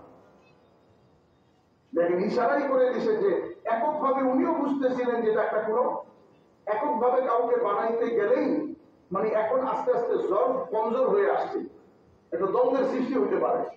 এই জন্য তখন থেকে মৌলানা ইলিয়াস সাহেব মৌলানা এনামুল হাসান সাহেব বিভিন্ন জেলাতে, ইউনিভার্সিটিতে, বিভিন্ন জায়গায় জিম্মাদার থাকা সত্ত্বেও জামাত বানাইতেন, মুইন শুরা, তোমরা জিম্মাদারকে সাহায্য করবা। এরপরে 1993 সালে হজের সময় হযরত মাওলানা এনামুল হাসান সাহেব রহমাতুল্লাহ আলাইহি ছাত্রীদেরকে বললেন, পুরো পৃথিবীর দাওয়াত ও তাবলীগের কাজটা পরিচালনা করে 3 দেশের লোক, আপনারাও জানেন কোন 3 দেশ? ভারত, পাকিস্তান, বাংলাদেশ। এই 3 দেশের মুরব্বীরা একসাথে হওয়া দরকার। তো ইন্ডিয়াতে পারে না, কারণ ইন্ডিয়াতে মানবরা সবাইকে ভিসা দেয় না, মানে অমুসলিমরা সবাইকে ভিসা দিতে চায়। আর পাকিস্তান পাকিস্তানের রাইভেন্ডের ইজতেমা, বাংলাদেশের টঙ্গী ইজতেমায় সবাই জমা হতে পারে। আর 3 নম্বর হলো হজের মৌকাতে 1 বছর পর পর হজে যাইতে ওইখানে সবাই জমা হতো। এছাড়া আর কোথাও জমা হওয়ার সুযোগ ছিল না। ভারত সরকার যেহেতু একটু রেস্ট্রিক্টেড ছিল, তারা ভিসা সবাইকে দিত না, কিন্তু বাংলাদেশ ইস্তেকবাল করতো সবাইকে, পাকিস্তানও করতো। তো 1993 সালে হযরতজি হজের মৌকাতে সমস্ত 3 দেশের মুরব্বীদেরকে বলল যে আমার শরীর অনেক দুর্বল হয়ে গেছে, কাজ অনেক ব্যাপক হয়ে গেছে, তো এখন একটা জামাত বানাইলে কেমন হয়? সবাই বললো হযরতজি ভালো হয়। তো বললো তাহলে এক কাজ করো, তোমরা ইন্ডিয়ায় আসো।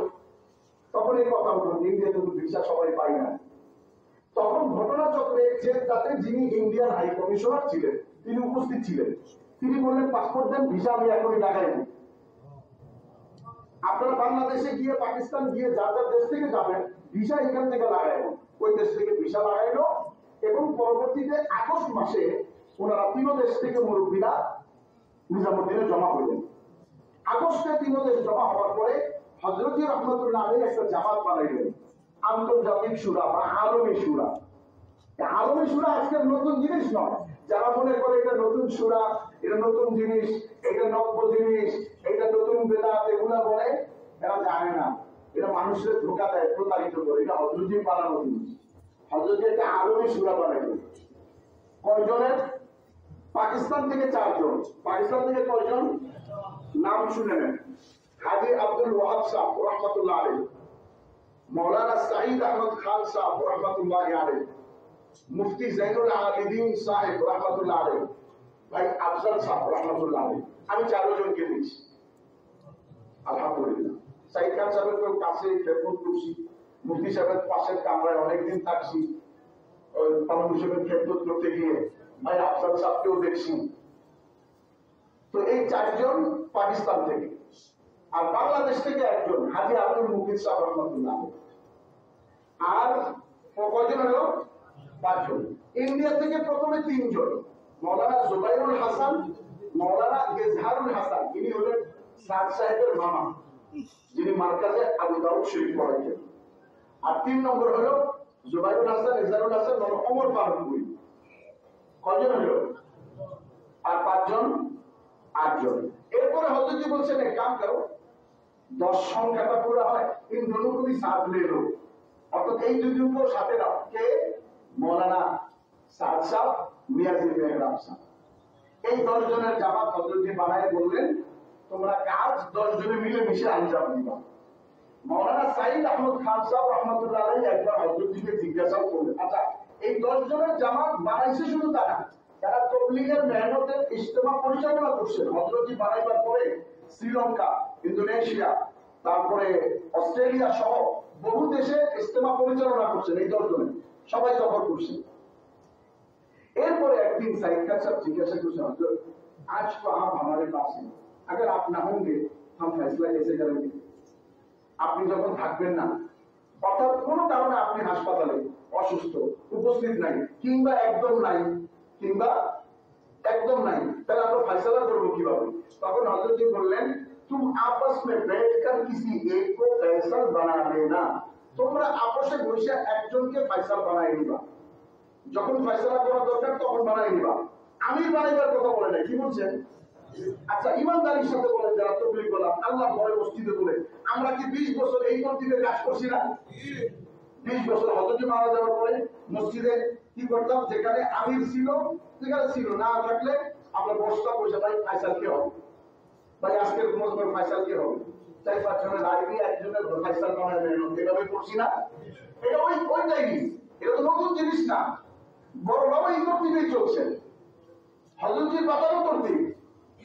আচ্ছা হযরতজি জামাত বানাইলেন কত সালে? 93।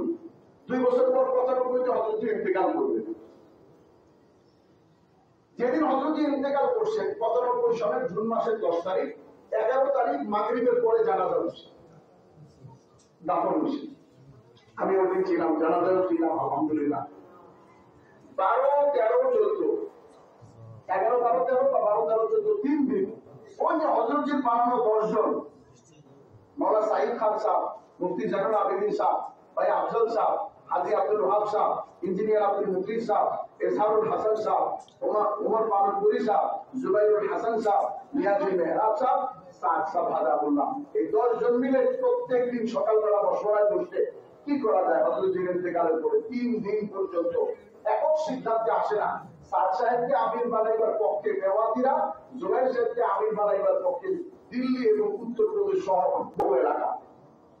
তখন তৃতীয় দিন মৌলানা নিয়াজি মেহরাব ফয়সাল ছিলেন আর খোদ মৌলানা সাদ সাহেব সিদ্ধান্ত একটা রায় দিলেন। আল্লাহ তার রায় বড় সুন্দর রায় দিয়েছেন। আল্লাহ মৌলানা সাদ সাহেবকে আবার সেই রায়ের উপরে আসার তৌফিক দান করেন। আল্লাহ আবার তৌফিক দান করেন। কিচ্ছু না, আল্লাহর হাতে সমস্ত মানুষের দিন। আল্লাহ যদি এক রাত্রে ফিরাই দেন, কালকে সকালবেলা ফজরের পরে যদি উনি এই কথা বলে, সারা পৃথিবীতে এই দ্বন্দ্ব শেষ হয়ে যাবে। আমি আর আপনি যদি দুইজনে মিলা গরুর মতো মাথা বাইরা বাড়ি করি, লাভ নাই। আমাদেরকে এতটুকুই হবে, বুঝা হকটার উপরে চলতে হবে, আর যেটা ভুল সেটাকে ছাড়তে হবে। কিন্তু নিরসন আমার আপনার হাতে নাই, নিরসন আমার আপনার হাতে নাই, নিরসন আমার আপনার হাতে নাই। নিরসন আল্লাহর হাতে। আর জমিনে যদি কারো হাতে আল্লাহ ছেড়ে থাকে, সেটা আমার চাপ যাবে না।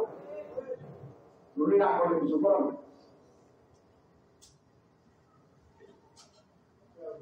3 দিন পর্যন্ত মশওয়ারার পরে উনি একটা রায় দিলেন। কি রায় দিলেন? উনি বললেন, মিয়াজি এক কাজ করেন। এক কাজ কি দিয়ে একটা কাজ করেন, মৌলা জুবাই সাহেবরা আমির বানায়েন না। জুবাই সাহেব মানে আমি জুবাই সাহেব না, দিল্লির মৌলা জুবাই হাসান। আবার আমি জুবাই সাহেব মিলাই না, আমি উজু পেয়ে নেই। এটা বিদেশ ইন্ডিয়ার কথা। মনে জুবাইয়ের কবি তাকেও আমির বানায়েন না, আমারও বানায়েন না। তার কারণ ওনারা বানাইলে আমার লোকেরা মানবে না, আমার বানাইলে ওনার লোকেরা মানবে না। কি দরকার? আমরা মিলামিশা কাজ করবো। মিয়াজি মেহরাব বললেন ঠিক। তাহলে 1995 থেকে 2015 সাল পর্যন্ত এই তরতিবের সাথে কাজ চলছে। কি বলেন?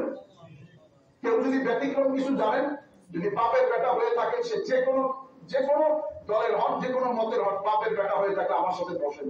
যে 1995 থেকে 2015 পর্যন্ত এই তরতিবের বাইরে কোনো কাজ উচিত নেই, এর বাইরে কোনো কাজ হয়নি। 10 জনে মিলে কাজ করছে। 1996 সালে এই 10 জনের একজন মারা গেলেন। কে? মৌলানা এজহারুল হাসান সাহেব রহমতুল্লাহ। 1997 সালে দ্বিতীয় জন মারা গেলেন। কে? মৌলানা উমর পালনপুরি সাহেব রহমতুল্লাহ। 1998 সালে তৃতীয় জন মারা গেলেন। কে? মৌলানা সাইদ খান সাহেব রহমতুল্লাহ। 1999 সালে আরেকজন মারা গেলেন। কে? না, 1999 সালে মারা গেলেন হাজি আব্দুল মুকিম সাহেব রহমতুল্লাহ আলাইহি। কারণ ওই জামাতে আমি ছিলাম। হাজি সাহেব যে জামাতে ইন্তেকাল করছে চিটাগাঙে, ওই জামাতে আমি ছিলাম। এইভাবে একের পর এক, এরপরে 2000-এ মিয়াজি মেহরাব, এরপরে মুফতি জয়নুল আবেদিন সাহেব। এখন জামাতটা একের ছোট হয়ে আসছে। ইন্ডিয়াতে 3 জন আছে, আর 1-2 জন, তো বাকি সাথীরা বলছে জামাতটা বড় করা দরকার। কিন্তু আমরা যতটা বড়দের কাছ থেকে আমরা যতটুকু শুনতে পাইছি, উনি এটা অনীহা প্রকাশ করছেন। আমি বেয়াদবের সাথে বলবো না, আমি সমীহ করে বলবো। উনি এইভাবে প্রকাশ করছেন যে मौलाना जुबैर हसन साहब की बोलते लोग तुम्हारे और हमारे पास आते हैं, इसमें दूसरों की दखल अंदाजी की क्या जरूरत है? মানুষ তোমার আমার কাছে আসে আমাদের ভাইরা কি দরকার? অর্থাৎ উনি অনীহা প্রকাশ করলেন জামাতটাকে বড় করা। সর্বশেষ 2014 সালে মারা গেলেন মৌলানা জুবাইরুল হাসান সাহেব রহমতুল্লাহ আলাইহি। এখন হিন্দুস্তানে কয়জন ছিল? না, মোট ছিল কয়জন? 5 জন।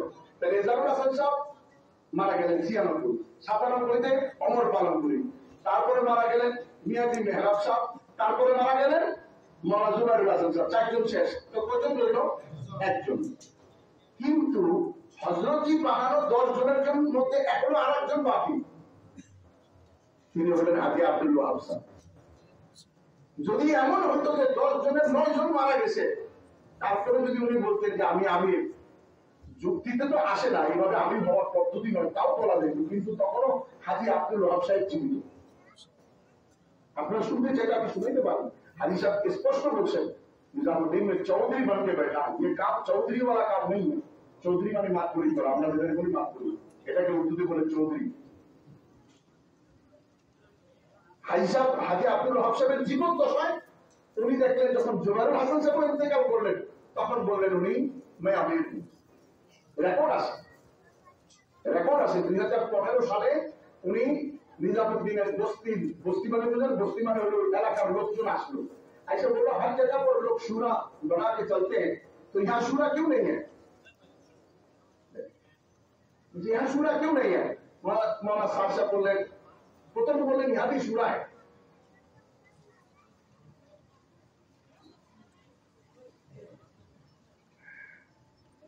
প্রথমে বললেন এখানেও শূরা আছে, এটাও রেকর্ড আছে।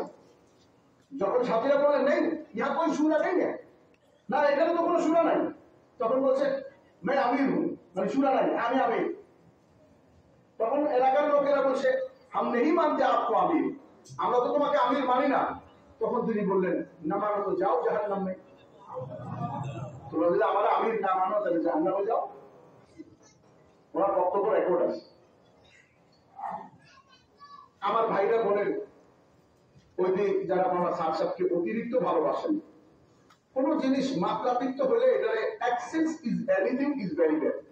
কোন জিনিসের মাত্রাতিরিক্ত ভালো না। এক কাপ চায়ে আপনি এক কাপ চিনি দিবেন ভালো, যদি 2 কাপ এক কাপ চিনি 1 চামচ চিনি দিবেন খাওয়া যাবে, তবে 2 চামচ চিনি দিলে একটু মিষ্টি মিষ্টি। আপনি এক কাপ চায়ে যদি আপনি 10 কাপ চিনি দেবেন, এটা চিনি চা থাকবে না শিরা হবে, কিভাবে এটা কেমন কথা হচ্ছে। এক্সেস কোনো কিছুই ভালো না। তো আমার সাথী ভাইরা এক্সেস মহব্বত করছে, যেটা চারে শিরে বানাইছে। বেশি ভালোবাসলে এটা নাজায়েজ ভালোবাসা বলা, নিয়মের বাইরে। বিয়ে করে ভালোবাসেন এটা হলো জায়েজ, বিয়ে ছাড়া ভালোবাসবে না জায়েজ। ভালোবাসাটাকে নিষেধ করা হয়নি, ভালোবাসাটাকে বুঝছে সীমারেখার মধ্যে রাখেন। এই জন্য সাহাবারা বলতেন ফিদা কাবি ওয়া উম্মি, আমার মা বাপ তোমার উপরে কোরবান হোক, অর্থাৎ আমার মা বাপের ভালোবাসা তোমার ভালোবাসার উপরে, তুমি যেখানে ভালোবাসতে বলবে ভালোবাসবো, আর হে মোহাম্মদ তুমি যদি আমার মা বাপকে জব করতে বলো তাহলে জব করে দেবো। এটা ছিল সবই তরিকা। ওনারা কি বলেন, ওনারা বলেন যে না ওনার আমির হওয়ার তো মশওয়ারা, আমির হওয়ার মশওয়ারা জিজ্ঞাসা করেন বলবো।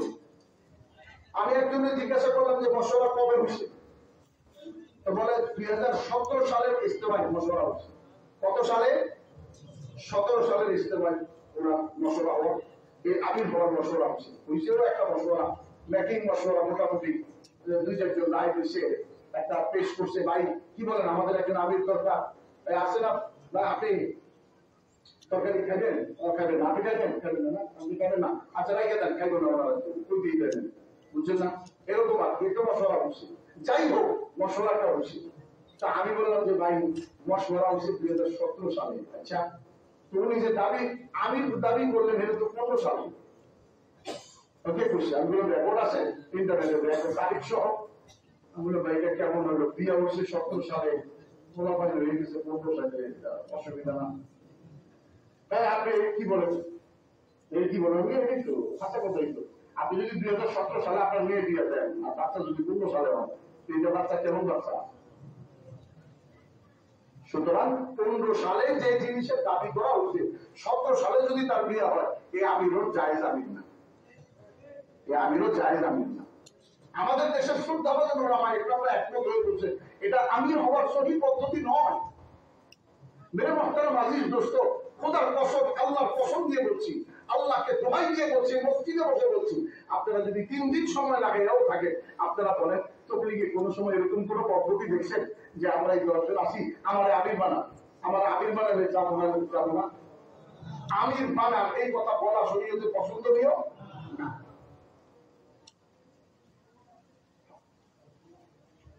হযরত আল্লাহ সাহেব তবলিগের উসুলের খেলাফ করছেন প্রথম, তো দ্বন্দ্ব হয়েছে আমাদের মধ্যে।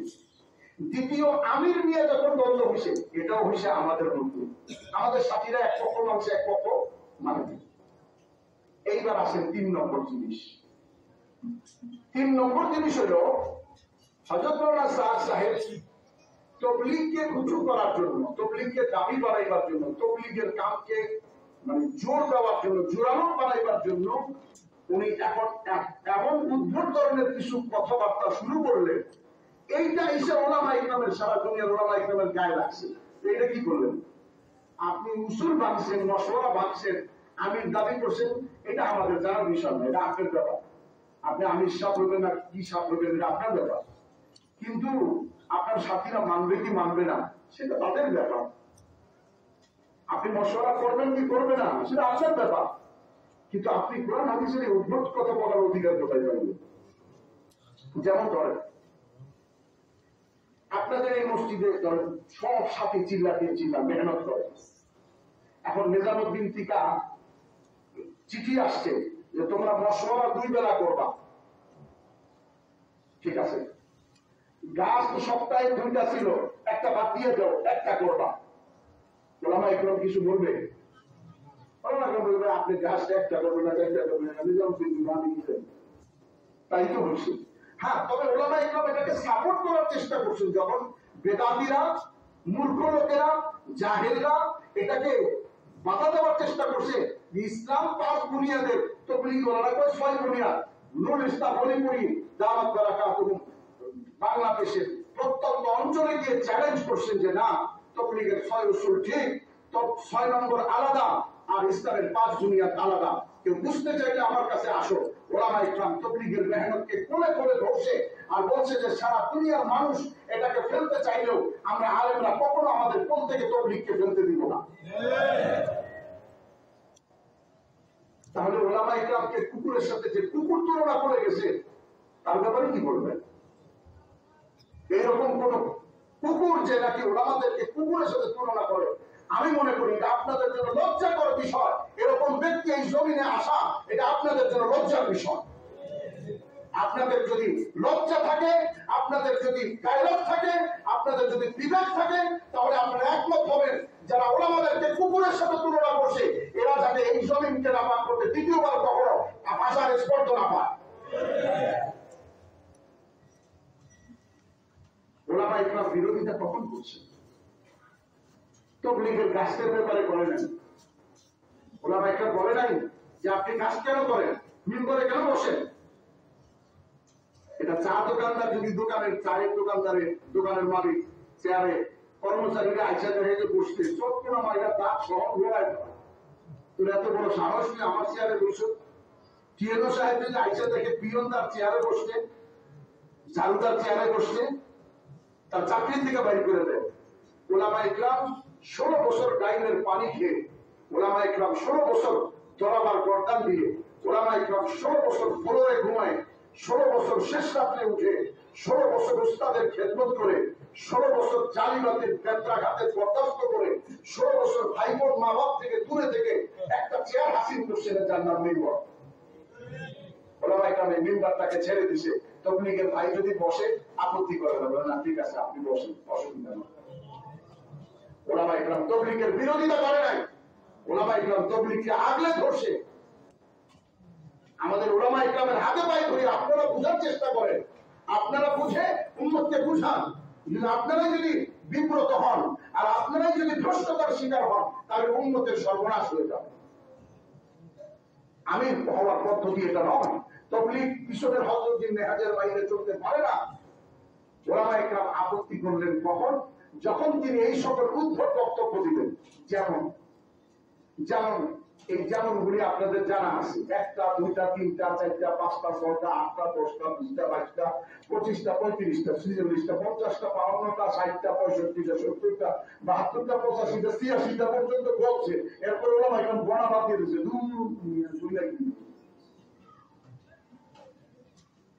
উনি একটা বক্তব্য কি বললেন? 1 নম্বরে একটা কথা বললেন, মুসা আলাইহিস সালাম তুর পাহাড়ে গেছিলেন কিতাব আনতে। আপনারা তো শুনছেন, এটা কোরআনে হাদিসে শুনছেন না যে আসমানে কিতাব দিবে, তো আল্লাহ ডাকছেন যে তুমি আসো, তোমার কওমের দিকে লোক নিয়ে আসো। হ্যাঁ, মুসা আলাইহিস সালাম একটু কি করছেন, তাড়াহুড়া করছেন, মানে কিতাবের শওকে। আল্লাহ বলছেন ওমা আজালাকা আন কওমিকা ইয়া মুসা, কিন্তু গেছেন তো আল্লাহর হুকুমে নাকি। আচ্ছা, এখন পিছনে ওনার উম্মতের মধ্যে ইমানদার ছিল 5,88,000, প্রায় 6 লক্ষ। এখন মাওলানা সাদ সাহেব ইস্তেমবাদ করলেন। কি ইস্তেমবাদ করলেন? যে কওমের কাছে থাইকা তাদেরকে দিন শিখানো, এটা ছিল তবলিগ। এটা কি তবলিগ।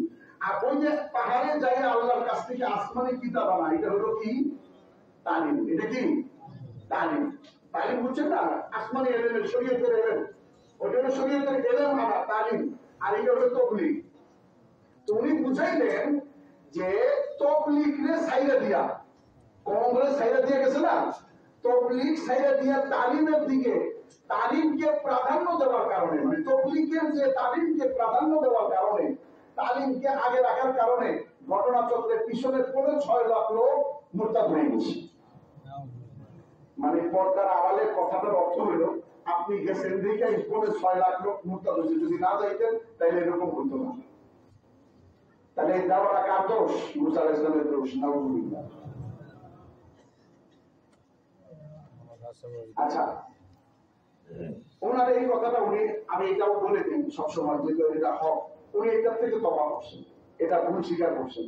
বাকি ভুলই দেবন করছে, বাকি ভুলের থেকে উনি রুজু, আমাদের মন যেরকম ভাবে হইলে পরে আমরা এটাকে রুজু বলে বিবেচনা করি, ওরকম হয় না। উনি কিরকম চান তবলিগের আমাদের ওই দিকে যে বাইরে লোক কেমন চান, কেমনে চাই পারি? ইমাম সাহেব নামাজ পড়াইছেন, নামাজ পড়াইছে ওযু ছাড়া, ঘটনা চক্রে ভুলে নামাজ পড়ে রুমে গেছে, পরে সেক্রেটারি সাহেব, সভাপতি সাহেব, আপনি একজন মুসল্লি বসা। এখন ওনাদেরকে যদি বলে ভাই আমার মনে আসিল না হুজু করতে, নামাজ হুজু যারা পড়াইছি আপনারা এসে নামাজটা পড়ে যাবেন, এই হুজু বা এই এলাকা কাফি হবে? বরং তাকে মসজিদে এখন যারা আছে সবাইকে বলতে হবে, সবাই না থাকলে পরের দিন ফজরে বলতে হবে গতকাল রাতে যারা আমার পেছনে এসা করছেন তারা নামাজকে দোহরাই নেবেন। ঠিক না? এই জন্য দারুল দেওবন্দ বলছে যে ওনার বাকি রুজুগুলি, বাকি প্রত্যাহার করি গ্রহণযোগ্য হয় নাই, একটাই শুধু হয়েছে এইটা। এইটার ব্যাপারে সে স্পষ্ট বলছে যে আমি ভুল করছি। আমাদের অনেক ভাইরা বলে কি আমাদের মাফ করে দিন, আপনারা আমার মাফ করে। অনেক ওলামায়ে কেরাম পর্যন্ত বিভ্রান্তির শিকার হয়ে বলেন না দারুল দেওবন্দ এমন কথা বলেন। আপনি আন্দাজে কেন বলেন এই কথা ভাই? আপনি দারুল দেওবন্দ গেছেন? আমি গেছি। খোদার কসম আমার ভিসা বন্ধ, লাখ টাকা খরচ করে ভিসা নিয়ে তারপরে গেছি যে না একটা কথা বললে এটা তো জানা চাই। দারুল দেওবন্দ আমাদের আইডল, দারুল দেওবন্দ আমাদের নমুনা, দারুল দেওবন্দ আমাদের সারপাস, দারুল দেওবন্দ উপমহাদেশের মুরব্বী। আমরা গেছি, যাই একজন উস্তাদ ওলামায়ে কেরাম চিনবেন, আশরাফুল হিদায়ার মুসান্নি, কুতুল আখিয়ারের মুসান্নি, তাকমিলুল আমালের মুসান্নি হযরত মাওলানা জামিল আহমদ সিকরু রবি রাহমাতুল্লাহি আলাইহি, ওনার বাড়িতে গেছি। তখন আমি জিজ্ঞাসা করছি একটা কথা, হুজুর এক নম্বর কথা হলো মাওলানা সাদ সাহেবের ব্যাপারে আপনারা যে ফতোয়া দিয়েছেন, অনেকে বলে আপনারা না জেনে দিয়েছেন, এটা কি ঠিক? আমি কথাগুলি ওলামাদের জন্য বলছি, ভালো করে শুনুন। আমার ওই দিনের সাক্ষী হলো মোহাম্মদপুরের মুফতি ইব্রাহিম সাহেব। উনি ওই দিন দেওবন্দে গেছেন, আমি ওনার আগে চিন্তাবো না। ওই দিন হুজুরের সাথে দেখা করতে গেছে, মোহাম্মদ জামিল সাহেবের সাথে আমার অনেক গভীর সম্পর্ক ছিল। হুজুর আমার বললেন ওনাকে চিনো? আমি বললাম না। উনি ঢাকা মুফতি ইব্রাহিম। তো ওনার সামনে আমাকে বললেন আচ্ছা। উনি আমার এটাও বললেন যে যে বেশি তবলিগ করছে, তবলিগে বেশি দৌড়াদৌড়ি করছে, এটা তো গেছে। তো আমি ছাত্র জামানাতে তবলিগের মেহনত, আল্লাহ শকর মেহনতের সাথে সময় লাগাইতাম, যাওয়া আশা করতাম। হুজুর জানতেন, হুজুর আমাকে বলতেছি কি तो मैं तुम्हारे बारे में सोचा था ये भी शायद गया, ये भी शायद गया। মানে এটা বাংলা তো এটাও মনে হয় গেছে, কারণ এটা তো ছাত্র জামানাতে তবলিগ করে। পরে বলে যে फिर मैंने सोचा नहीं, बोली उमर की दुआ है बच जाएगा। তো পরে আবার চিন্তা করছি যে না মন ওমর পালন করে খেদমত করছে, মন ওমর পালন করে দোয়া আছে, বেঁচে যাবে। তাহলে ওনার মন্তব্যটা তো আপনি বুঝতে পারতেছেন এটা থেকে। তো উনি, আমি প্রথম জিজ্ঞাসা করলাম হুজুর আপনারা কি এরকম না জায়গা তো দিচ্ছেন? তো মাওলানা জামিল সাহেব যে কথা বলছেন, লোক আলোচনা হয়েছে, সময় নেই এখন, আমি সংক্ষেপে করি। উনি বললেন যে আরে দারুল দেওবন্দের মজলিসে সূরা বছরে একবার বসে, শুধু তবলিগের ব্যাপারে বছরে 2 বার বসছে, আর ওস্তাদরা একাধিকবার বসছে, তারপরে জামাত বানাইছে। ওই জামাত ওনার বয়ানে একাধিকবার বসছে, আর ওই জামাত ওনার বয়ানের যে ওনার মানসিকতা, মেন্টালিটি বোঝার চেষ্টা করছে যে ওনার দেমাগটা কেমন।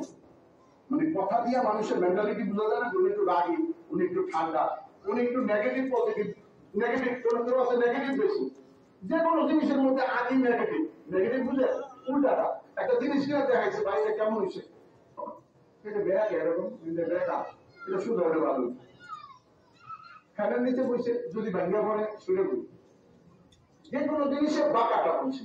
আর অনেক মানুষ হচ্ছে পজিটিভ বেশি, ভাঙ্গা টাঙ্গা দেখেছে এটা কেমন হয়েছে একটু ভাঙিয়ে গেছে, না ভাঙলেও জিনিসটা শুধু সুন্দর, জিনিসটা খুবই সুন্দর। মানে ঘড়িটা কেমন হয়েছে, সবাই বুঝে যে ঘড়িটা এই কাঁটাটা বেটা, উনি বলে কাঁটা বাঁকা হইলেও এমনটা বড় সুন্দর মেজাজ, এটা হলো মেন্টালিটি। কারণ যখন বলছে আমরা তার মেজাজ বোঝার চেষ্টা করছি, তারপরে যে আমরা একসাথে বসছি, তারপরে যে আমরা এই ফতোয়া লিখছি, তারপরে যে আমরা এই ফতোয়া লিখছি। আমি বললাম হুজুর লিখছেন যখন একটু শক্ত করে লিখতেন, এরকম করে লিখছেন যে हमें हमेशा है कि आज आइंदा जाकर ये एक नया फिरका बन जाएगा, সরাসরি মানা করে দিত যে এটা ফিরকা বাতিল, তুমি বুঝবা না, তোমরা বাংলাদেশে 95% মুসলমানের মধ্যে থাকো, আমরা এখানে 95% হিন্দুর মধ্যে থাকি, আমাদেরকে এখানে লিখতে হলে অনেক কিছু হিসাব কিতাব করতে হবে। এরপরে আমি এটাও জিজ্ঞাসা আপনাদেরকে শুনাই, আমি বললাম হুজুর আচ্ছা মুসা আলাইহিস সালামের কথা বলে অপরাধ করছে, এটা ঠিক, এটা বলা ঠিক হয় না, কিন্তু একটু কথা আল্লাহ তো বলছে ওমা আ'জালাকা আন কওমিকা ইয়া মুসা, আল্লাহ একটু জলদি দিচ্ছে যে তারা ওরা করলে একটা এইটা থেকে একটু আশকারা পাওয়া যায়, হয়তো আশকারা পাইছে এখান থেকে। আল্লাহু আকবার। দারুল দেওবন্দি আমাদের মুরব্বী কেন দেখেন লম্বা চড়া তাকরীর করে নেন, একটা উদাহরণ দিছে, উনি বলছেন मैं एक मिसाल दूंगा तुम मुझसे समझ जाओगे, এই কথাটা বলছেন, তুমি তো জানো আমি সবকে বেশি কথা বলি না, আমার কথাটা শুনো। এক লোক তার বউরে গালি দিতেছে রাগ করে, তো ছেলে বাইরের থেকে আইসা দেখছে যে আব্বা আম্মারে ছেলে গালি দিতেছে যা পারে তাই, ছেলে কয় কি আব্বারে আব্বা আপনি একলা একলা এত গালি দেন আপনি কষ্ট হয়, আমিও দেই আপনার লোকে কষ্ট পারো না, আপনি একলা একলা দিতেছেন কষ্ট হইতেছে না, আমিও 10টা গালি দিই আপনি সাহায্য করি। তো বাপ ছেলেরে কি করবো বেয়াদব টাকা, আমি তো আমার বউরে গালি দিছি, তোর তো মা তুই তোকে গালি দিস, তোর তো গালি দিতে পারস না। হুজুর আমাকে বললেন শুনো, আল্লাহ যদি মুসাকে বলেও থাকে ওমা আ'জালাকা আন কওমিকা ইয়া মুসা, এই মুসা তাড়াহুড়া করলা কেন, সেটা আল্লাহর ব্যাপার, তার কারণ মুসা যত বড় নবী হোক, কোরআন শরীফের পাড়ায় পাড়ায় তার নাম থাকুক, আর সে জলিল কদর নবী হোক, 25 জনের একজন হোক, কিন্তু আল্লাহ তো বান্দা, আল্লাহ তার বান্দা হিসেবে ধমক দিতে পারে। কিন্তু তুমি সাহাব, তুমি মুসলমান, তুমি উম্মতে মুহাম্মাদি, তুমি তো সব নবীকে হক মানো, তোমার জন্য তো সেও একজন নবী, তোমার তো অধিকার নাই তাকে দোষারোপ করা। এইভাবে খুলে খুলে বলছে। এরপরে উনি উদ্ভট ধরনের কথার মধ্যে হুজুর সাল্লাল্লাহু আলাইহি ওয়াসাল্লাম সম্পর্কে বললেন, সব লোক সব স্ত্রী খানা পিনার ক্ষেত্রে বিবাহের ক্ষেত্রে অলিমা করছেন পনির আর খেজুর দিয়া, জয়নব রাদিয়াল্লাহু তাআলা আনহুর অলিমা করছে গোশত রুটি দিয়া। কেন করলেন মাওলানা সাচ্চা বুঝাইতে চাইতেছেন, কেন করলেন? এই জন্য আল্লাহ তাআলা হুজুরকে কষ্টে ফেলাইছে। কি কষ্টে ফেলাইলো? হুজুর খানা খাওয়ার পরে হুজুর চাইছে জয়নবের সাথে দেখা করবে, হুজুর বারবার আসে আয়েশা থেকে সাহাবারা বসা, বারবার আসে আয়েশা থেকে সাহাবারা বসা, তো সাহাবারা বসা থাকার কারণে সামনে আর চলে যায়, বলতে পারে না, তো কষ্ট হয়েছে না? এটা হলো মাওলানা সাদ সাহেবের ইস্তেমবাদ। এই যে কষ্টটা হইলো, আল্লাহ এই কষ্টটা দিছেন রুটি গোশত খাওয়াইছে এই জন্য। নাউজুবিল্লাহ। এতটুকু আকলে আইলো না, এটা তো টেকনাফটাই শামলাপুরের একটা নাহমিরের পোলাও বুঝবে, সেটা কি যে আল্লাহ কোরআন শরীফে এরপরে কি বলছেন, ফাইদা তাইমতুম ফান্তাশিরু ওয়ালা মুস্তানিসিনা লিহাদিস। আল্লাহ বলছে খাওয়া হলে চলে যাও, গল্প গুজারিতে বসো না। কেন? বলে আমার নবীর কষ্ট হয়, সে লজ্জা পায় বলতে, ওয়াল্লাহু লা ইস্তাহি মিনাল হক, আর আল্লাহ সত্য কথা বলতে লজ্জা পান না। তাইলে আল্লাহ কি নবীরে কষ্ট দিলেন না কষ্ট দূর করবেন? আর উনি বললেন আল্লাহ কষ্ট দিলেন, তাহলে ইস্তেগফার কি ঠিক হইল? আসমাল পানি। উনি এই ধরনের উদ্ভট কথা, আসহাবে কাহফের সাথে কুত্তা ছিল না, বাঘ ছিল, বাঘ। এটাও বলছে। আচ্ছা ভাই, আসাদের কাপড় বান্দর আসিল না বিলাই আসিল, এটা বলার দরকার আছে কোনো? সারা পৃথিবীর ওলামা একবার বলছে কুকুর ছিল, কুকুরই বলেন না। যদি বাঘ বললে এরকম হইতো যে বাঘ বললে পরে তবলিগের জামাত বেশি পাইল, তাইলে আপনার সব আলেম হাত পাই ধরে দিতেন ভাই আপনারা বলে একটু তবলিগের জামাত পাইল। তো বাঘ পাওয়ার মধ্যে তো কিচ্ছু নাই। আসহাবে কাহফের স্বার্থে কি ঈমান বাঁচাইবার জন্য জঙ্গল থেকে শহরে আসছে না শহর থেকে জঙ্গলে গেছে? বলেন, শহর থেকে জঙ্গলে গেছে। তাহলে তাদের সাথে যে প্রাণীটা গেছে সেই প্রাণীটা কি জঙ্গলে থাকে না শহরে থাকে? শহরে কি কুত্তা থাকে না বাঘ থাকে? কি করবো? এই ধরনের উদ্ভট কথা যখন একাধিকবার বলতে শুরু করছে তখন ওরা বাইকা বলছেন যে আপনি থামেন। কিভাবে বলছে আমি একটা উদাহরণ বলি, যে আপনি গাছ একটা না দুইটা, দুইটা না চারটা, তালিম এক বেলা না দুই বেলা, দুই বেলা না এক বেলা, এক কিতাব না দুই কিতাব, দুই কিতাব না এক কিতাব, যা বলছেন আমরা কিছু বলি নাই। কিন্তু বলেন আপনাদের এই মসজিদের সব সাথী তবলিগের সব মেহনত করে, কিন্তু যদি নিজামুদ্দিন থেকে চিঠি আসে যে তোমরা এত তবলিগ করছো, তোমাদের কিন্তু সুযোগ দেওয়া দরকার, যাও আজকের থেকে ফজরের নামাজ লাগবে না, রাত্রে ঘুমাইবা 8টার সময় ঘুমের থেকে উঠবা। এখন বলেন এই চিঠি আসার পরে ওলামা ইকরাম যদি চুপ থাকে তাইলে এটা জায়েজ হবে? আর ওলামা ইকরাম যদি বিরোধিতা করে এটা কি তবলিগের বিরোধিতা হবে? আজকে এই ঘটনাটাই ঘটছে, যখন শরীয়তের বিরুদ্ধে উদ্ভট ধরনের কথা বলছে আর ওলামা ইকরাম সেই কথার বিরুদ্ধচারণ করছে, ক্ষতি করে নাদান মূর্খ লোকেরা বলে কি ওলামা ইকরাম তবলিগের বিরোধিতা করতেছে। ওলামা ইকরাম তবলিগের বিরোধিতা করেন, ওলামা ইকরাম তবলিগকে জান প্রাণ দিয়ে ভালোবাসেন। কেন? এই জন্য যে তবলিগ আমাদের কাজ। তবলিগ শুরু করছে মৌলানা ইলিয়াস। তবলিগ যেদিন নবজাতক বাচ্চা ছিল, তবলিগ যেমন শিশু ছিল, যখন তবলিগকে কেউ জায়গা দেয় না, তবলিগ কোনো স্থান পায় না, তবলিগ করে ওলামা ইকরাম সাধারণ ওলামা ইকরাম মানতে পারতেছিল না, ওই দিন তবলিগ নামের এই নবজাতক শিশুটাকে, এই বাচ্চাটাকে হোসাইন আহমদ মাদানী তার কোলে রাখছে, জাকারিয়া তার কোলে রাখছে, এজাজ আলী তার কোলে রাখছে, কারি তৈয়ব তার কোলে রাখছে, হযরত মাওলানা আহমদ আলী লাহোরী তার কোলে রাখছে। এই সমস্ত ওলামা ইকরাম কোলে পিঠে করে তবলিগকে এরকম যুবক হিসেবে তৈরি করছে। সুতরাং যারা বলে যে তবলিগের বিরোধিতা ওলামা ইকরাম করছে, এরা অত্যন্ত বিভ্রান্তির মধ্যে আসে, এরা বুঝে নাই আল্লাহ রসুলের বুঝার ওলামা ইকরাম তবলিগের বিরোধিতা করছেন না, বরং বলছেন আগের চেয়ে 4 গুণ বেশি তাইদ করে আপনি তবলিগ করেন, আপনি তবলিগ করেন, আপনি তবলিগে বের হন। বিশেষ করে আমি করেন না, আমি এই মজমাকে বলবো এই কথাগুলি তো এই জন্য বলছি যে বিভ্রান্তিটা কেন, এই মতবিরোধ কেন, এটা বুঝাইবার জন্য এই কথাগুলি বলছি। কিন্তু এই কথা নিয়ে আলোচনা আমাদের দরকার নেই, আমরা তো কাজ দিয়ে জবাব দিব। আপনাদের কাছে একটা অনুরোধ, যদি কেউ অপরপক্ষের কথা বুঝাইতে আসে, একটা সহজ কথা দেখেন, সহজ আপনাদের কেউ বুঝাইতে আসবে যে উনি কি বলছেন, ওটা হক কিনা, এই কিনা সেই কিনা, আপনি সহজ ভাবে বলেন যে ভাই দেখো আমি আলেম না, আমি আলেম না, তুমি আমাকে এই কথাটা কেন বুঝাইতে চেষ্টা করো। তবে একজন লোক ডাক্তার না, আমি একটা ওষুধ খাই, সিপ্রোসিন অ্যান্টিবায়োটিক, ব্যথার জন্য ক্লোরোফেনাক, সাবুসিটারি ভল্টালিন আর একটা অ্যান্টিবায়োটিক মলম ইত্যাদি ব্যবহার করি।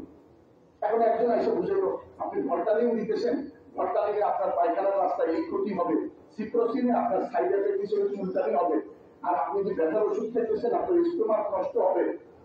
এখন আপনি কি বলবেন, ভাই দেখ আমি তো ডাক্তার না, এখন সিপ্রোসিনে কি গুঁড়া করবো না ছিদ্র করবো, এটা তো আমার ডাক্তারে ভালো বুঝে, আমার ডাক্তার আমার বুঝে শুনে ওষুধ দিয়েছে। ওই বেলা 12 বছর ইন্টারমিডিয়েট করছে, 7 বছর এমবিবিএস করছে, 3 বছর ইন্টারনি করে তারপরে আমার ওষুধ দিয়েছে। তুমি ভাই আমার মাঝখানটা ভুল বুঝাইতে চেষ্টা করো না।